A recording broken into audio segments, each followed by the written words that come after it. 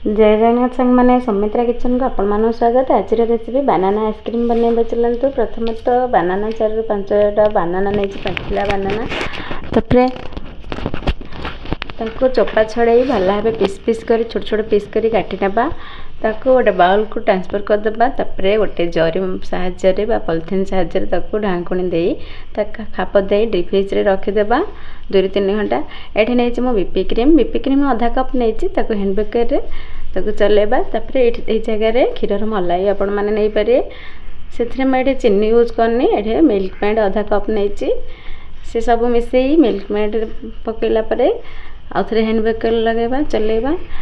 आपण मैंने क्षीर सर ये जगह नहीं आउ मिल्क मेड नहीं ग्राइंडर जार ग्राइंडर भी करें। मो बानाना को बाहर करी डीप फ्रिज रू ग्राइंडर करनेली। ग्राइंडर करी से बाउल में ट्रांसफर करदेली।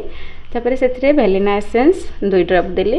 तापर ए सब को आउ थे हैंड बेकर चलेली 10-15 मिनट डीप फ्रिज रे रखी आउ थे भला भाव चलेबा। तापर गोटे बाउल को ट्रांसफर करी से जरी गोटे पॉलिथीन घोड़े खाप दे डीप फ्रिज रे रखीदेबा। रात्रि रखी सकाଳେ देखो आइसक्रीम रेडी। आपण मैंने ये रेसिपीटा निश्चित ट्राई करेंगे। वीडियोटी भल लगुले प्लीज लाइक शेयर करेंगे।